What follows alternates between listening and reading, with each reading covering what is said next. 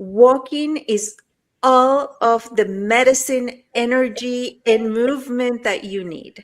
And to answer and bring us an incredible perspective, facts, and science, we have two, well, Dr. Lemmon, of course, co hosting with me, and we have our dearest colleague and genius at coaching in motion, Youssef Skalli. And welcome, gentlemen. Let's talk about walking.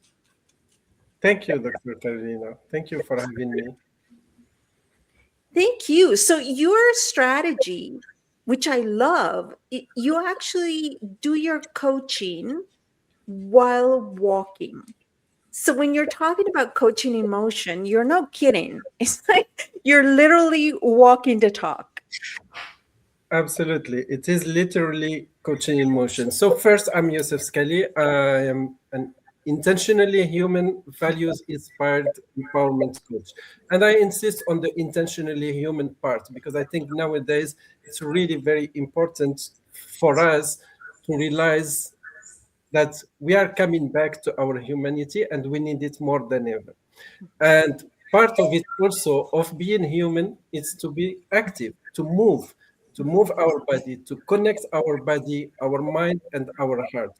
So over the years, as part of my empowerment coaching, I introduced a format that I call, and you mentioned it, Dr. Carolina, coaching in motion, which is exactly literally coaching in motion, where coaching conversations happens while I'm working side by side with the clients. So that creates a shift in the energy. First, the energy between us, the interaction or the exchange of energy between me and the client.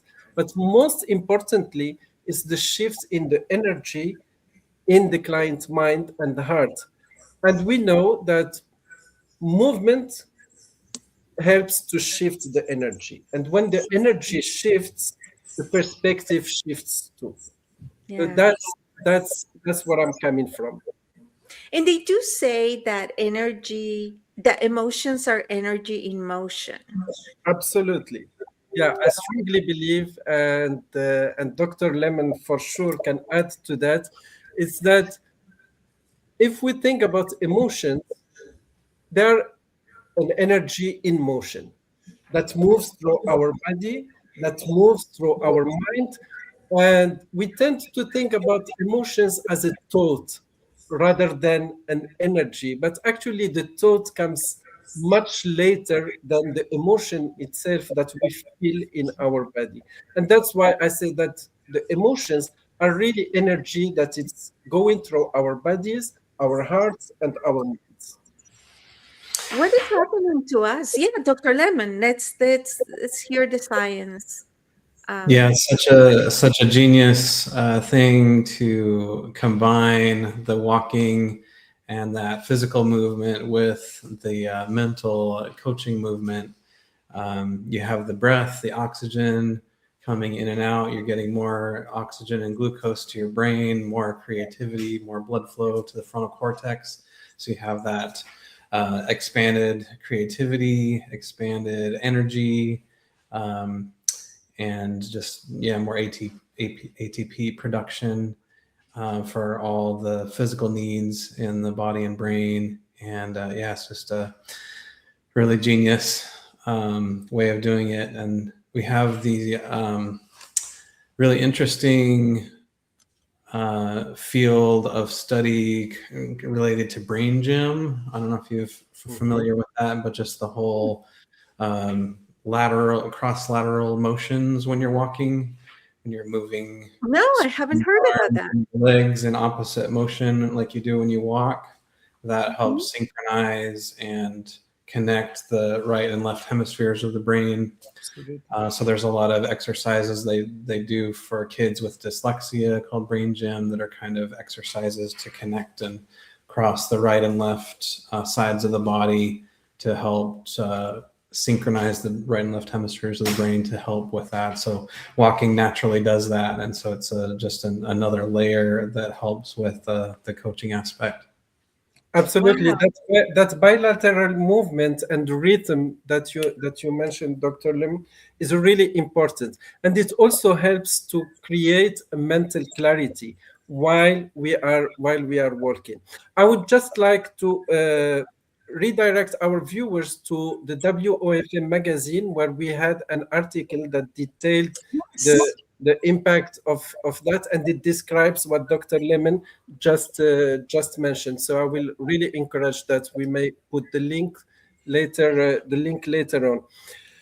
But the other thing I would like to add, in addition to what Dr. Lemon mentioned, it's that I strongly believe that as a human, we are not wired to spend our life sitting and processing Mhm. our thoughts in a sitting in a desk in front of a screen. We are more wired to be active. That's how our ancestors have been wired. That's how we are wired.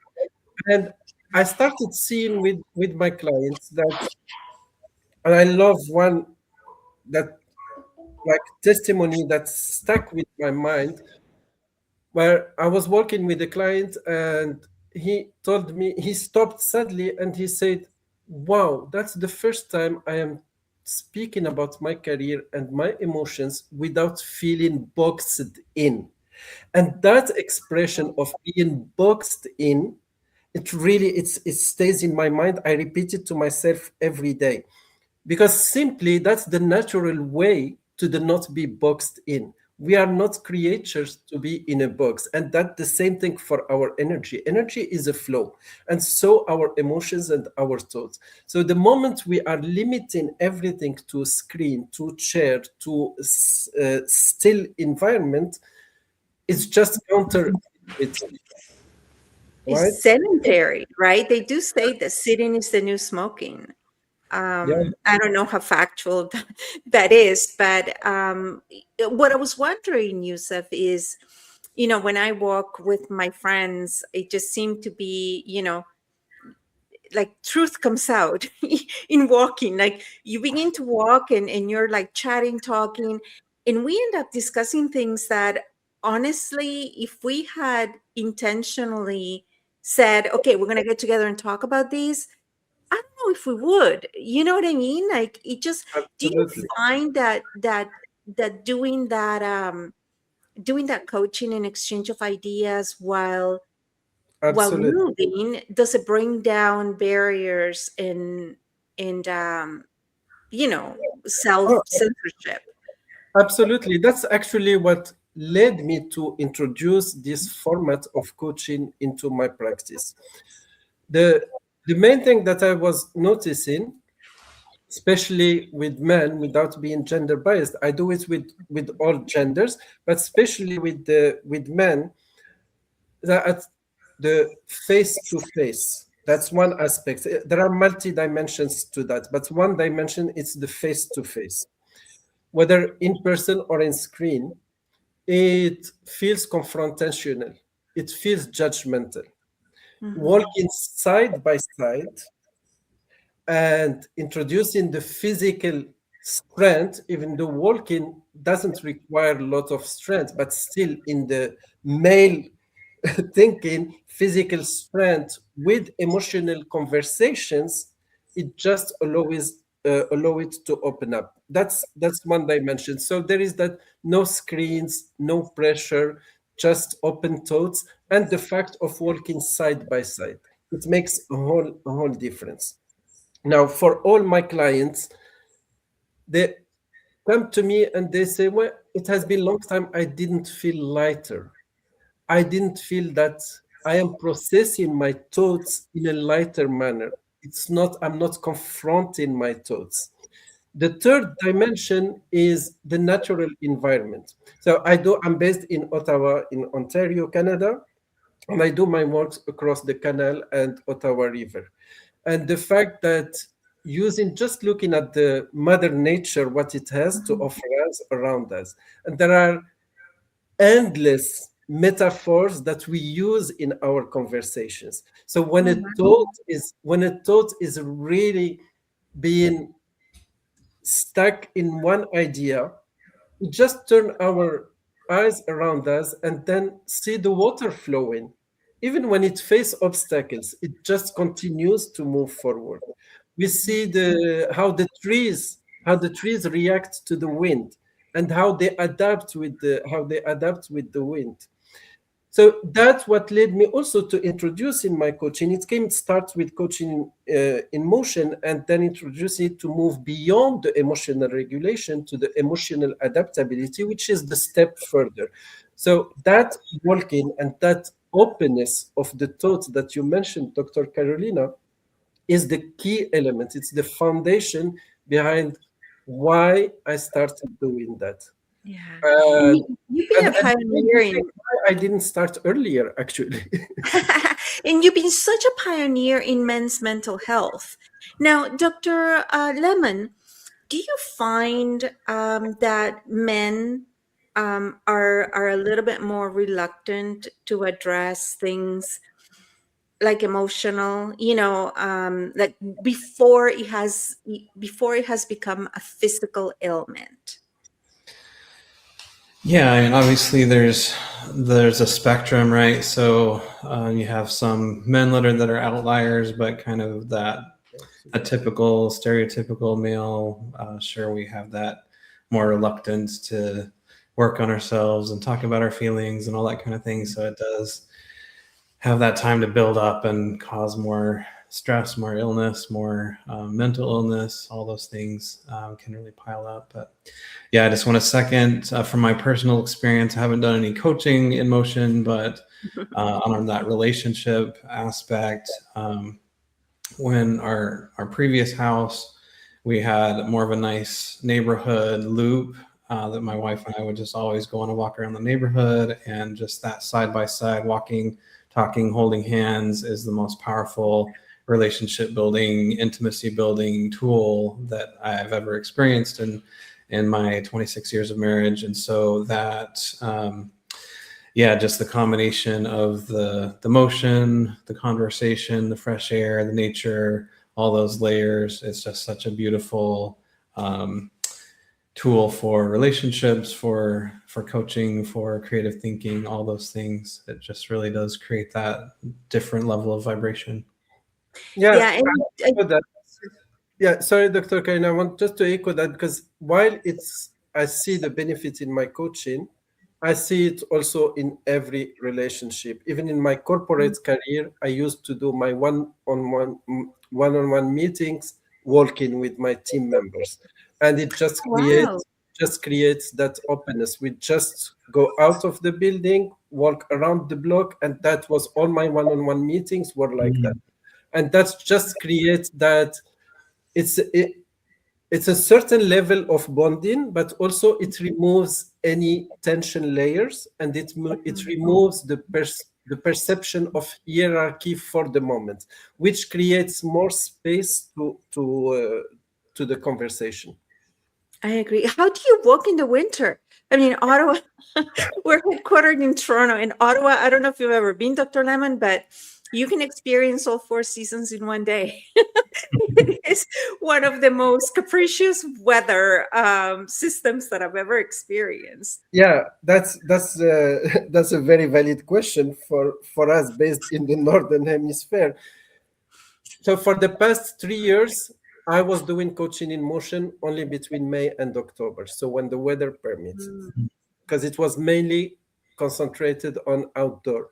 This year, I introduced even indoor walking and sometimes online walking, where I am walking somewhere where it is indoor. I have my headphones, so it can be either in the gym on the treadmill, and the person also choose their their perfect environment for having that conversation. It's just because I think that walking is really the simplest way to that is accessible to large population, and it's the simple way to regulate our emotions. As Dr. Lemon said, it creates a rhythm in our body, and it creates space in our mind and in our heart through the oxygen. And that leads to that clarity in the thoughts. So because I saw the benefits, and this year, so usually I say I do it from May to October. But this year, based on the request from my clients, I thought of adapting it to the ones who want it. So it's not the same frequency, it's not the same number of sessions, I would say. I limited it only to the ones who were open to do it because it's very key. Even in the outdoor working session, each session is different.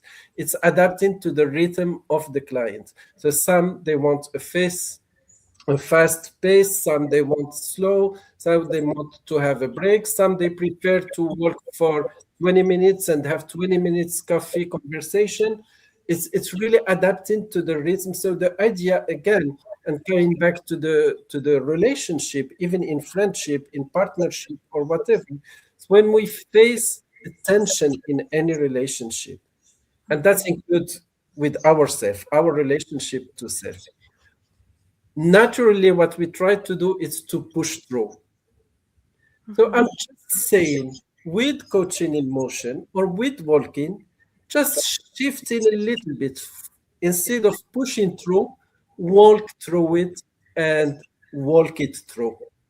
Yeah, That's and I could see it. I could see it being a more flexible modality for, especially if you haven't worked out in a while, or if you haven't, you know, connected to your systems, to your breathing, to your heart. Now, Dr. Lemon, is there anything that somebody who's been sedentary for a while and they're wanting to start walking, right? Like, is there any easing into, or anything that would like optimize the effort? Hmm. Generally, walking is as mild as exercise as you can get. So, if you're going miles and miles, obviously you want to just start slow and start with a block and then 2 blocks and 3 blocks and just that gradual increasing of the length and the speed and things like that. But even, most individuals, even if they have severe obesity issues, they can still walk at a slow pace and get the same benefits of that walking and coaching. But you do just have to take it a little bit slower and maybe not go as far. But You I'm know, the curious. ones I tried are the walking poles. yes. Have you ever seen them?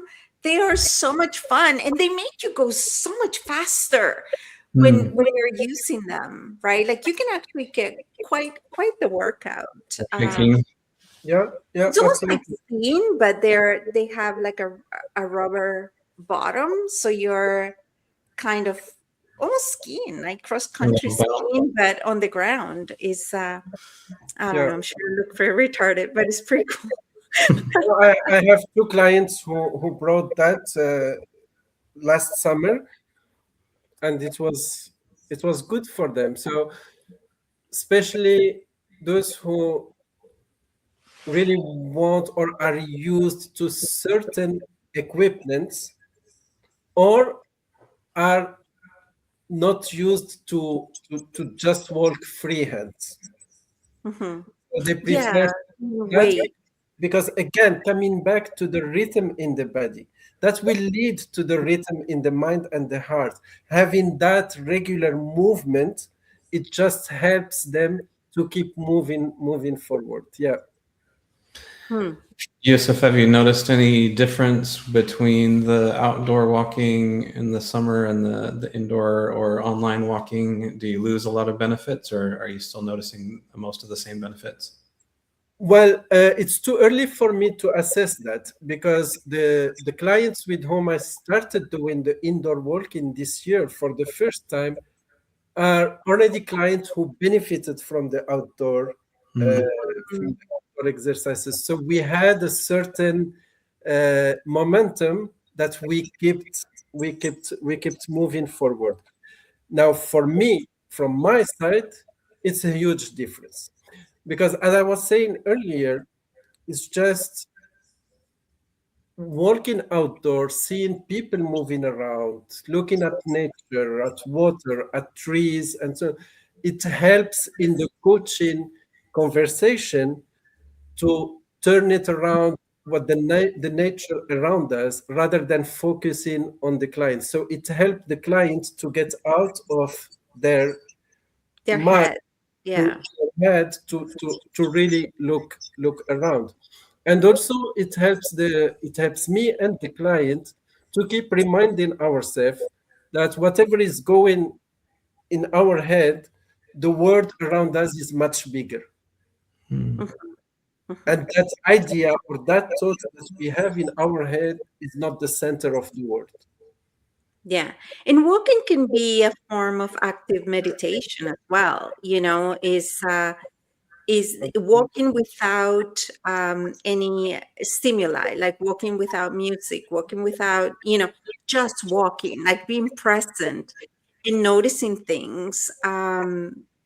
That sometimes we can walk and drive by a street a million times and not notice things because we're so caught up on everything else, right? So that can be another another great way of connecting and releasing, right? That's Releasing so true. tension. Mindfulness in motion. Yeah.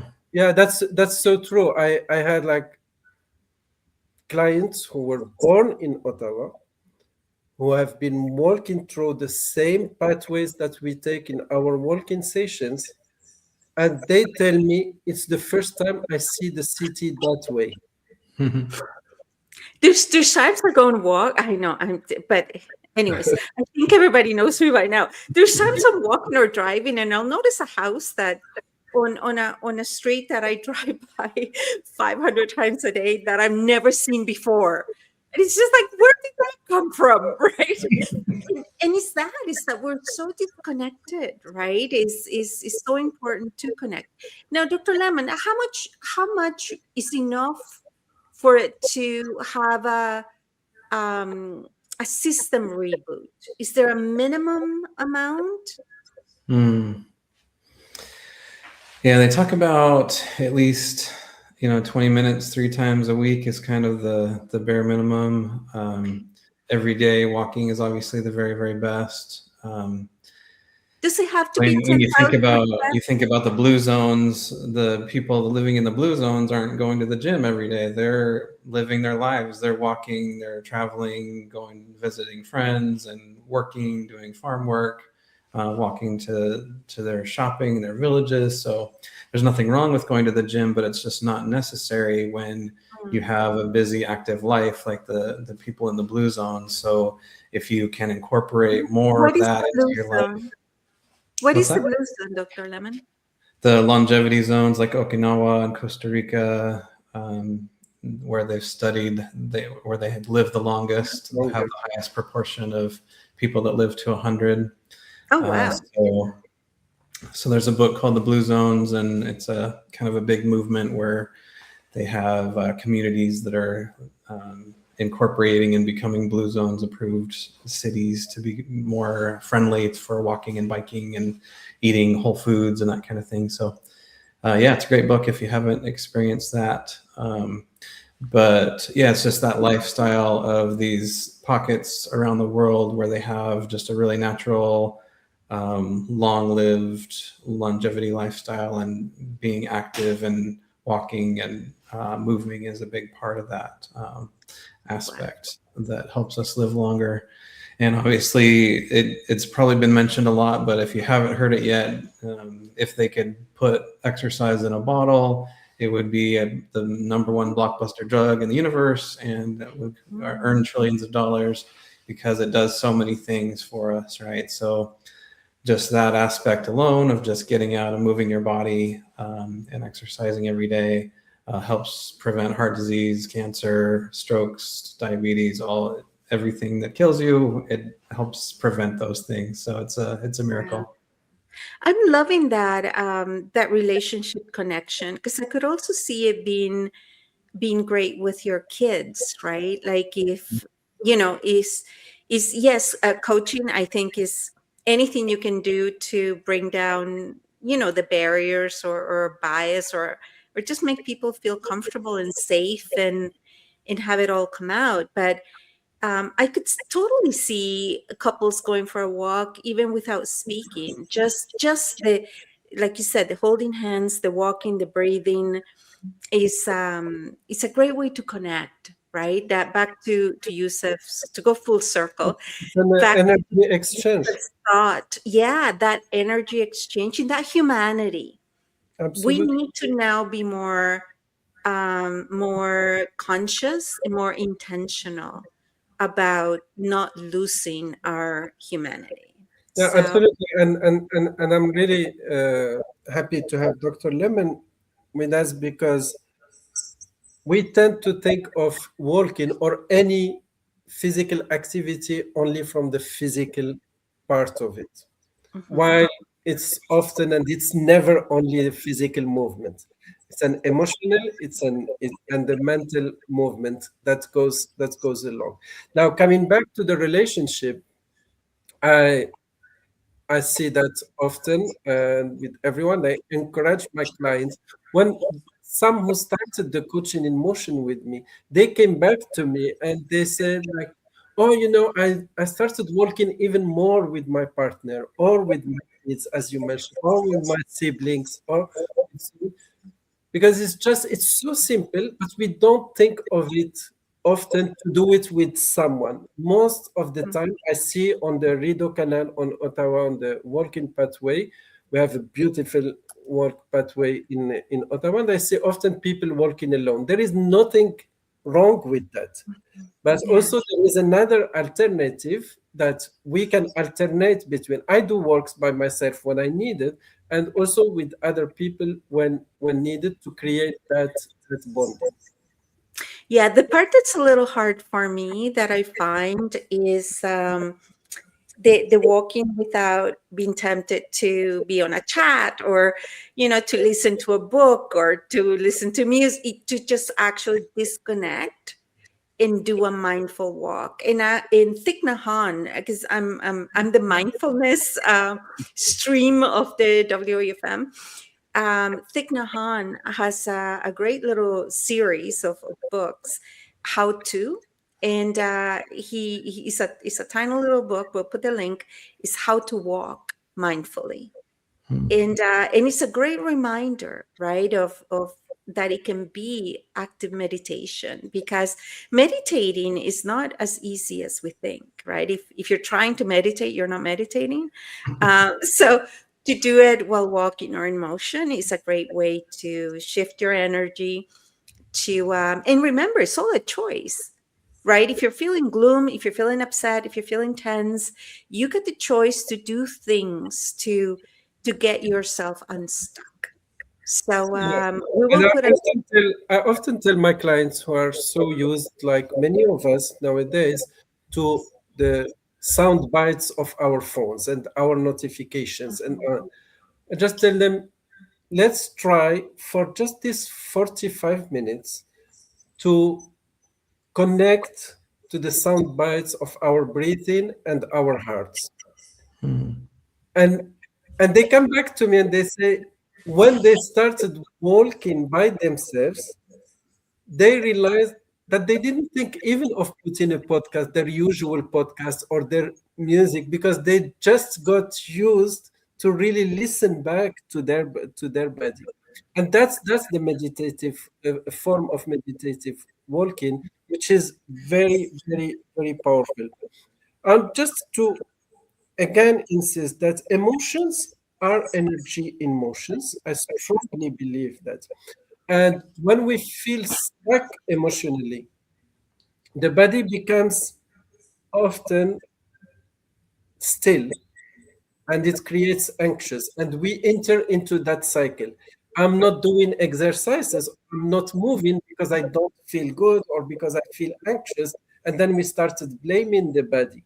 But the moment we start walking, so sometimes we'll do, as I said earlier, with some clients who are reluctant, say, okay, so just let's meet outside. We'll just walk for 10 minutes and then go sit in a coffee shop. And then the second time we walk for 30 minutes. we sit in a bench somewhere, and then the third time they don't ask to pause or to sit. They continue through the whole session.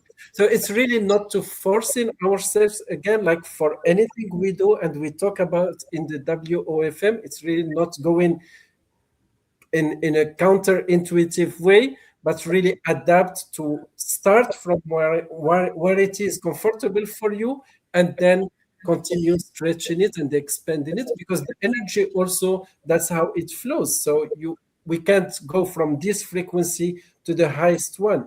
We can stretch it through. Working steps, walk, baby steps in your walking to moving your shifting your energy and frequency. We're going to put all the links below to the resources, how to get a hold of Youssef and his coaching motion, of course Dr. Lemmon's biology of hope, and all things WFM. Remember to subscribe to our magazine. It'll arrive in your inbox, and we will see you weekly. We have some amazing colleagues coming on to speak about the brain in the brain during menopause, the male brain, the female brain, and all brain things. So thank you so much, gentlemen. Looking forward to all the resources you mentioned. Until next time. Thank you, everyone. Thank you. Youssef. Thank you. Bye.